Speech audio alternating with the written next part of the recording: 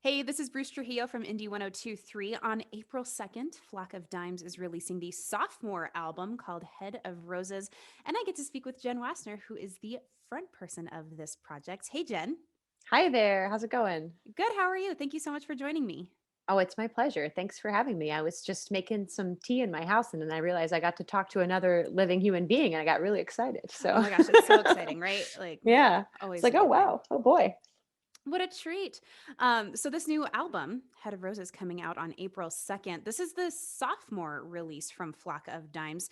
And we've got two out now, which is the latest single from it. And let's kind of start there, I guess. That's kind of what we've been Sure. playing here on Indie 1023. I like the statement that you had for it, talking about trying to feel comfortable in one's body, talking about interconnection, interdependency with other people. What a great time to be releasing a song about that. So tell me a little bit more about two. Yeah, two was sort of one of the first songs I wrote of this batch of songs. And it was something that happened before the world crumbled around us and for me and for everyone. And so it was the beginning of me asking a lot of these questions and pulling a lot of these threads that later I took to some sort of darker places on some of the other some of the other tracks of the record. Um, but it's sort of about trying to balance autonomy, a thing that all human beings need, that like inalienable sense of self, and interconnectedness and interdependency, and trying to figure out how to need and be needed and love and be loved without it turning into something darker that has more to do with power or control or codependency. um, and I think it's very difficult to navigate. I think we all have this desire to connect with one another and this desire to be seen and to be cared for and to be loved. But we also, especially I think for me and a lot of people who are drawn to creative pursuits that require a lot of solitude and separateness and space, it's really hard to know how to make all those things fit. um, so that was sort of the overarching idea behind it, but there's also a lot, that's sort of what the first verse is about, and then the second verse is about feeling not feeling at home in one's body and not sort of feeling like one's physical container is able to fully represent like the multitudes that lie within a single person, and the ways that we kind of try and fit ourselves into these boxes to move through the world, but they're not always the full story of who we are. So yeah, and it's just like a pop song about that. So Just a simple pop yeah, song it's just about being really in the body. straightforward. It's really straightforward. Yeah, it's funny when I was making this record with my pals, I kept being like, "Is this just too much of a pop song? Like, it's just too simple. It's just," and they would just look at me like I had two heads. They were just like, "What are you talking about?" This is deep. Well, and it's interesting you say that you started working on this before the pandemic hit, specifically because now we are forced to be by ourselves or with another person. So, Mhm. what was the impetus to write this song, and like what were the feelings going into it that you were feeling pre-pandemic?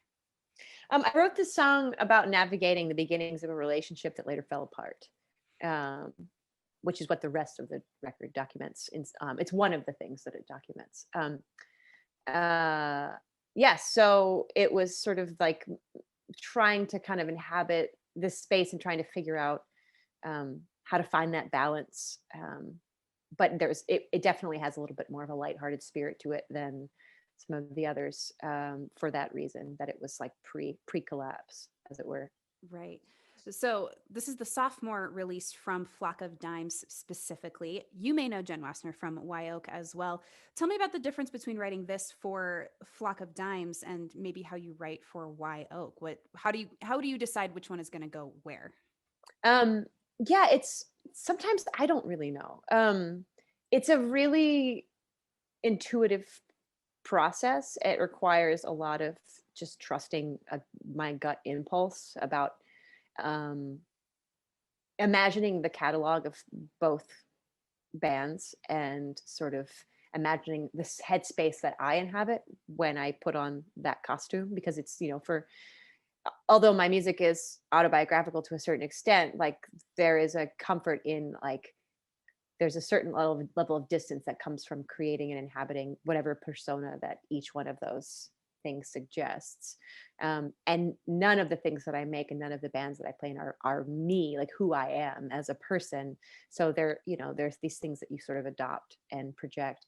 And so once I kind of think about like the headspace that I'm in and the version of myself that each of those things sort of demands of me, it usually starts to sort of just feel right or feel wrong. But there's no obvious checklist that I can go down and be like, oh, this is that, and this is another thing too, is that like obviously Wyoka is a two-person band. It's a collaboration. So if there's a song that I really feel like what Andy does, my bandmate, really what it like brings something really significant to it, then that's a no-brainer there, Right.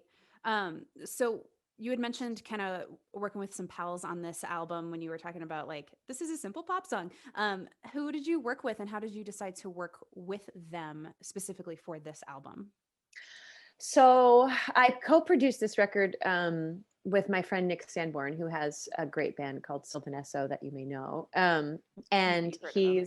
yeah, he's an absolute musical super genius wizard. Um, he has just such an incredible combination of qualities, because he has that math brain where he just sort of understands how to make machines work together. And that's something that I feel like I can get really impatient with. Like it's something that I have accepted as a part of what I need to learn to like progress, but it's not something that my brain is naturally super comfortable with. So he has that, but he also has what a lot of people with that skill set don't have, which is like he has it's very easy for him to talk about the like poetry of music too, and the like the feeling behind it. And he's got an ear for composition, and so he's kind of like got this skill set that you don't often find in one person. And the way it came together was because we live like 15 minutes away from each other in North Carolina, and I had all these songs. I was really going through it this time last year, and um, when I'm making records, when I'm in the studio particularly, is when I feel most grounded and most myself. So I was really desperate to make a thing, to kind of find a way to bring me back to myself at a really weird hard time. And fortunately, Nick and Amelia, his partner in Sylvanesso, had just built a studio um, not far from my house that was completed this time last year. And they were generous enough to share it with me. And given the early stages of the pandemic and the fact that no one really knew what the hell was going on, without that, I don't think I would have been able to make the record. Mm. And so we were able to create a little bubble and work in isolation. Unfortunately, I had my friend Matt McCon, who I play with in Bon Iver, play the drums. He lives like 20 minutes away. And my friend Meg Duffy, who has a great band called Hand Habits, played guitar. So, we were able to sort of like build this little pod and kind of hide ourselves away from the world and work on art together, which was like a total godsend. Yeah, especially at this time last year. And that sounds like the sweetest little super group that you could Mhm. assemble.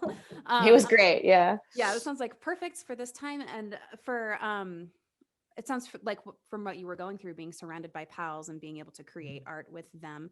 Did you start writing this music kind of before the relationship you're talking about collapsed? Was it kind of like an entry point to that, or was it kind of like a retrospect on everything? So, most of the songs, the vast majority of the songs in this record were written between March and June of 2020. Wow. But there are two outliers, which is one is being the song Two, and the other is the first track on the record, which is called Two Heads, which I wrote a long time ago. And I am generally pretty careful about how, like, making sure that a record isn't just a random assemblage of songs. Like there's a intention behind why they're grouped together as an album as such. Um, and Two Heads actually fit in this way that I wasn't expecting, because that song is about, I think of it as sort of the beginning of a larger process unfolding. Because that song deals with unpacking a lot of the trauma of my upbringing and unintentional, like learned patterns of unintentional self-sabotage, and sort of learning how to relax and surrender to the process of like, um, and I guess processing that experience and that pain. And so it kind of fit as an introductory statement because, um, we as human beings, it's like it's an ecosystem, like it's all connected in this, like nothing is separate. I mean, we try and compartmentalize in our brains, but it's all this one organism working together. And so, um, that first track, although it was from an earlier era, it was like kind of the mark of me, unpacking some of the things that I later came head to head with, in other areas of my life when I was writing the rest of the songs on the record. Right. Let's talk about the title of the album, Head of Roses. Tell me a little bit about that. It sounds, very beautiful, but you're unpacking a lot of stuff in this album, it sounds like. So tell me a little bit about choosing Head of Roses.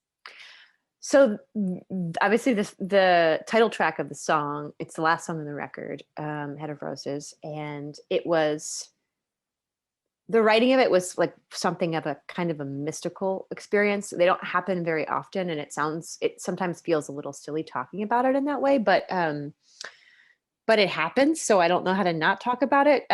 But that song was came to be during like a particularly difficult time. I was in a state of like pretty heightened emotional reactivity, which is just a way of saying I was all up in my emotions. And and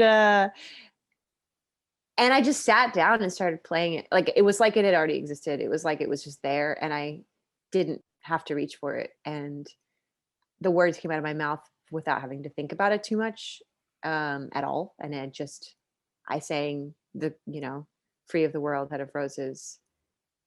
Right. I mean, it's just so odd. It's such an odd thing because it's the sensation of it is having that I already had learned it, and it was just sort of like in my brain, but of course it wasn't.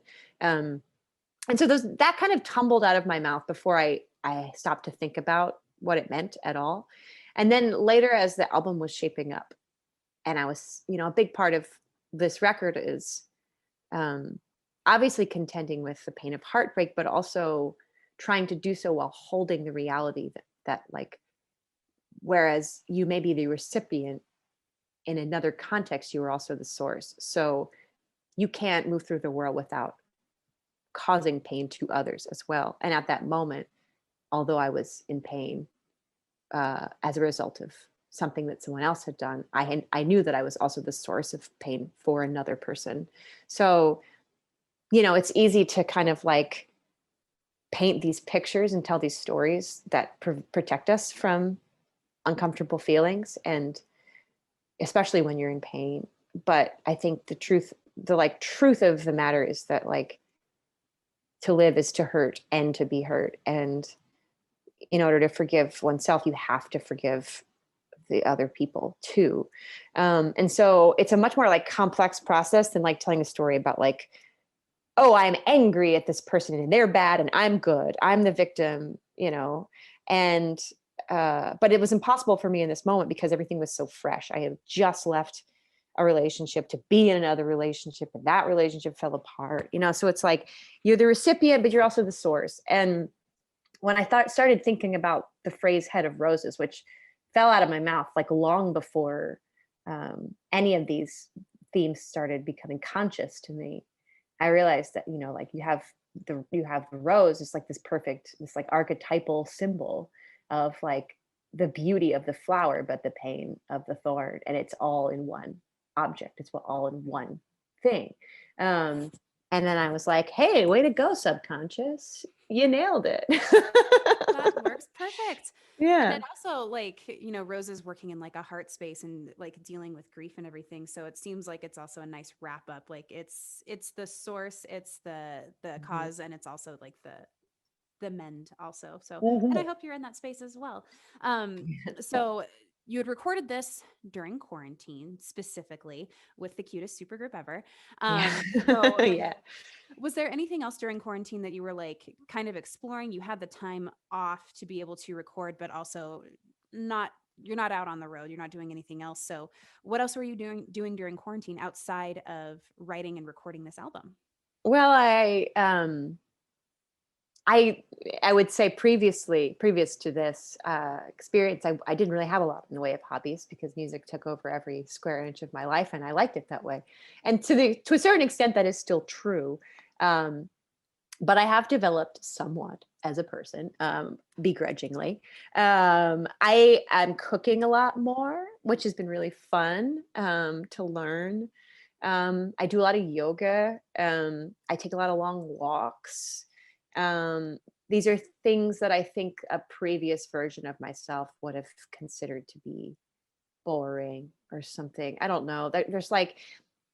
There's a certain like neglect of my physical well-being and like self-preservation that I think I'm learning to course correct a little bit on, which has been really, really nice and important because as it turns out, we're not just brains floating in space. We have bodies. We have like We got to we take have care of this physical, too. yeah, that's like its own thing. Um so I've been doing a lot of that and I've been writing a ton. It's been a really productive time writing wise. I also have been playing drums for like 3 hours a day, which is it's kind of silly because like you'd think I'd be practicing the instruments that other people pay me to play, but all I want to do is play the drums. It's so fun. Yeah, when we Um, in our house we're like we call it getting rid of your wiggles. Like yeah. go play some drums, get rid of those wiggles. You're too wiggly right now. hmm And do you find these new projects, these new hobbies, learning new things, is that contributing to being able to like write more? Does that bring you any more insight into who you are and what you want to write about and what goes into all that process? I mean, absolutely. I was talking to a friend of mine the other night, and I actually burst out laughing when I thought about how well I thought I knew myself and how completely blind I was to so many things.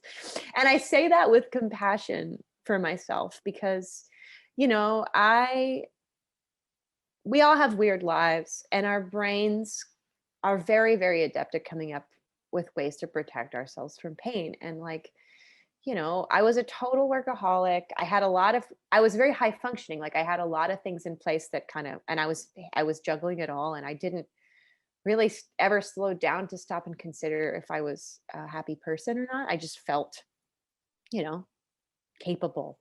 Oh, and I certainly had plenty of moments of happiness. Um, but there was a lot of shadow stuff that was completely unexamined.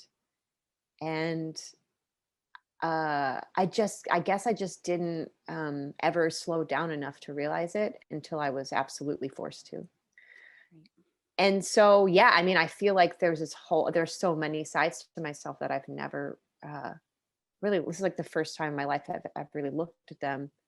Um, and it's terrifying, but it's also thrilling because, of course, like, I feel like I have one role in this world as an artist, it's to know myself better, to know others, to understand others. But like, we can only do that through knowing ourselves as best we can.